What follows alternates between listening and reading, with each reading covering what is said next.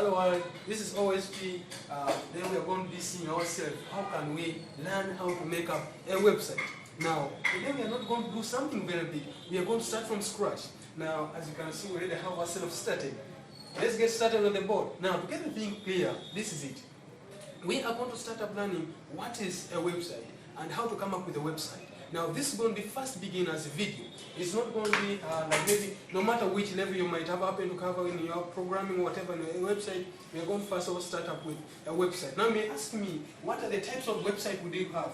We have mainly two types of websites so far. We have something called static website and dynamic.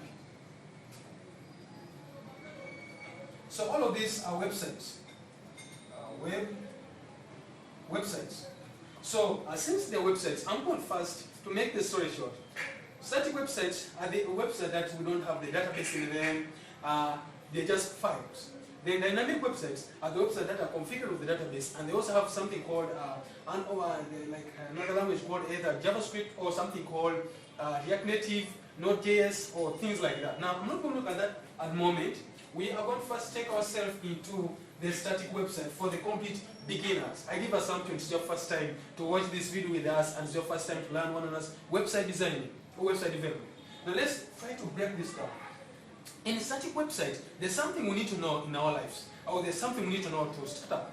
One thing is that, what's a static website? Like I've said, just files. So what takes us to static website is something called, I close HTML5, something like that. Now this opening and closing, I may explain something called a tag.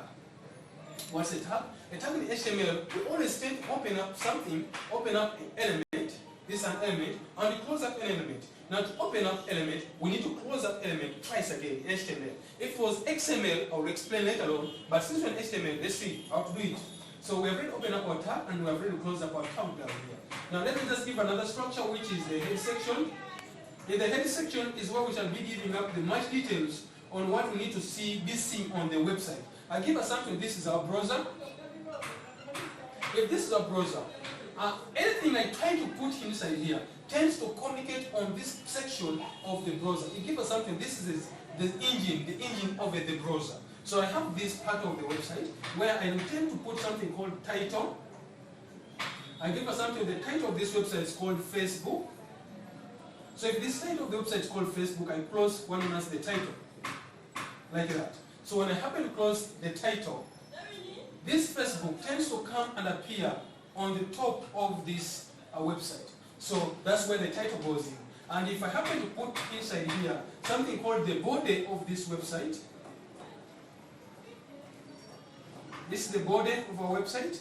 Inside the body is where we have something called the content, where we place the main content of our given website. So my friend, I will simply say that since now, if I happen to save this file as anything.html, since it's going to be an HTML file, we shall just have something called a blank screen, or a blank page without anything. But on our title, we shall have Facebook because the title here is having Facebook. So my friend, if you find this video interesting, please don't forget to subscribe to our YouTube channel. The same thing, if you're watching this video down below, I don't know whether down or up, or maybe on Facebook, whatever platform, make sure you follow our link and then you get to know more about us. Then if you're in Uganda, just come to OSP IT Digital Solution, OSP IT Digital Solution. You get this to the fullest. So wish you guys nice time. May God bless you. Love you. Thank you.